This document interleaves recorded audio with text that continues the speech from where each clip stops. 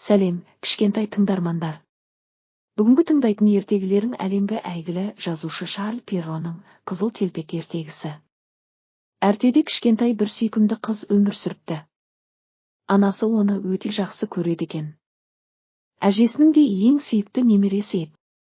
Бірде әжесі немересінің туған күніне қызыл телпек сыйлапты. Қыз әжесінің сыйлығын басынан тастама киіп жүретін болыпты. Содан бері көршілері кішкентай қызды қызыл телпек деп атап кетіпті. Бір күні анасы бәліш пісіріп қызына: «Қызым, мына бәлішпен бір құты майды әжеңе апарып, хал жағдайын біліп қайтшы» дейді.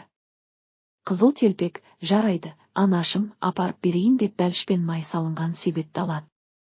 Анасының сөзін екі етпейтін қызыл телпек әжесіне аттанады. Оған әжесі тұратын ауылға жету үшін орман арқылы өту керек еді. Қызыл телпек орманда жалғыз жүрудің қаншалықты қауіпті екенін білмеді.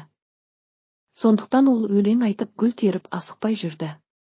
Бір кезде орманның ішімен келе жатқан қыздың алдынан бір қасқыр шыға келеді. «Қызыл телпек, сен қайда барасың?» деп сұрайды қызды жегісі келген қасқыр. «Мен әжемнің үйіне барамын, оған анамның пісірген бәлішін және бір құты май алып бара жатырмын» дейді қыз. Қызыл телпек қасқырдың жаман пиғылынан бейхабар еді. «Ал әжең қайда тұрады?» деп сұрайды қасқыр. «Әжем бе? Ол орманның ар жағындағы ауылда, ауыл шетіндегі диірменнің жанындағы бірінші үйде тұрады» деп қызыл телпек қасқырға әжесінің тұратын жерін дәл айтып береді. Бұл кезде жақын маңда отыншылар ағаш кесіп жатқан болатын. Қасқыр сол отыншылардың даусын естіп қызға тиіспейді. Қызыл телпектің әжесінің тұратын жерін біліп алған ол алдымен әжесін жемек болады. «Жарайды, мен де сенімен бірге сол ауылға барып, әжеңнің жағдайын сұрап қайтайын. Кел, екеуміз жарысайық, әжеңе қайсымыз бірінші жетер екенбіз. Сен мына жолмен бар, мен ана жолмен жүрейін» деп қасқыр өзіне ауылға апарар төте жолды таңдап алады. Қасқырдың ұсынысына келіскен қыз ұзақ жүретін жолға түседі. Ол жол жөнекей асықпай гүл теріп келеді. Ал қасқыр алды-артына қарамай, тура ауылға қарай бет алады. Қызыл телпектің әжесінің үйіне осылай ерте жеткен ол есікті қағады. «Тоқ, тоқ, тоқ. Бұл кім?» деп сұрайды әжесі. Қасқыр дауысын жіңішкертіп: «Әже, бұл мен ғой, немере қызың Қызыл телпек, мен сізге қонаққа келдім, анамның пісірген бәліші мен бір құты майын ала келдім» дейді. Бұл кезде ауырып төсек тартып жатқан әже шынымен немересі келген екен деп ойлап: «Айналайын қызым, тұтқаның жанындағы жіпті тартсаң, есік ашылады» дейді дауыстап. Қасқыр жіпті тартып қалады, сол кезде есік ашылады. 3 күн аш жүрген қасқыр баса көктеп кіріп келеді. Ашқарақтанып бірден әжейді бас салады да бүтіндей жұта салады. Содан соң есікті жауып, басына әжейдің қалпағын киіп, көзіне көзілдірігін тағып, төсегіне жатады да қыздың келуін күтеді. Сәлден соң есікті қызыл телпек қағады. «Тоқ, тоқ, тоқ. Бұл кім?» дейді жуан дауыспен тойып алған қасқыр. Қыз гүрілдеген дауысты естіп қорқып кетеді. Артынша әжеме суық тиіп, дауысы содан өзгерген болар деп ойлайды.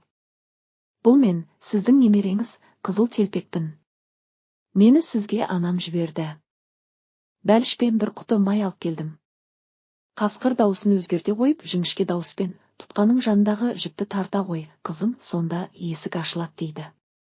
Қыз жіпті тартады, есік ашылып үйге кіреді.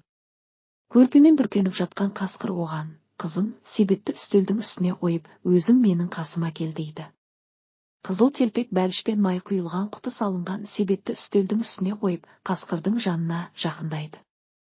Қасқыр енді: «Жолдан шаршаған боларсың, қасыма кеп жата ғой» дейді. «Әжем» деп ойлаған қызыл телпек қасқырдың жанына жатады да: «Әже, сіздің қолыңыз неге үлкен?» деп сұрайды. «Сені қатты құшағыма басу үшін, қызым». «Әже, құлағыңыз неге сондай үлкен?» «Сені жақсы есту үшін, қызым». «Әже, көзіңіз неге үлкен?» «Сені жақсы көру үшін, қызым». «Әже, тісіңіз неге сондай үлкен?» «Сені тезірек жеу үшін, қызым, ау» деп қызыл телпекті бас салып, аяғындағы кебісі қызыл телпегімен бірге жұта салады. Байғұс қыз айғайлап та үлгермейді. Бірақ бақытына қарай, дәл осы сәтте үйдің қасынан бір отыншы өтіп бара жатқан еді. Отыншы қасқырдың дауысын естіп, үйдің терезесінен қарайды. Үй ішінде төсекте орнынан қозғала алмай жатқан қасқырды көреді. Оның қампиған қарнына қарап, не болғанын бірден түсіне қояды. Отыншы жыртқышты ұстап алып, қарнын жарып жібереді. Қасқырдың ішінен қызыл телпек пен әжесі Дін ама шыға келеді. Отыншы қасқырдың қарнын қайта тігіп, бос қоя береді. Қызыл телпек пен әжесі отыншыға алғыстарын білдіреді. Әжесі шай қойып, немересі әкелген бәліштерді себеттен шығарып дастархан жаяды. Сөйтіп үшеуі жақсылап тұрып шай ішеді. Әңгіме дүкен құрады. Қасқырдың сыбағасын қалай бергендерін айтып мәз болады. Бұл ертегі ең алдымен мойынсұнушылыққа және бейтаныс адамдарға артық ештеңе айтпауға үйретеді. Егер қызыл телпек қасқырға ештеңе айтпаса, тіпті онымен мүлде сөйлесе алмаса, ештеңе болмас еді. Сондай-ақ бұл ертегіден жақсылық жамандықты жеңетіні анық көрінеді.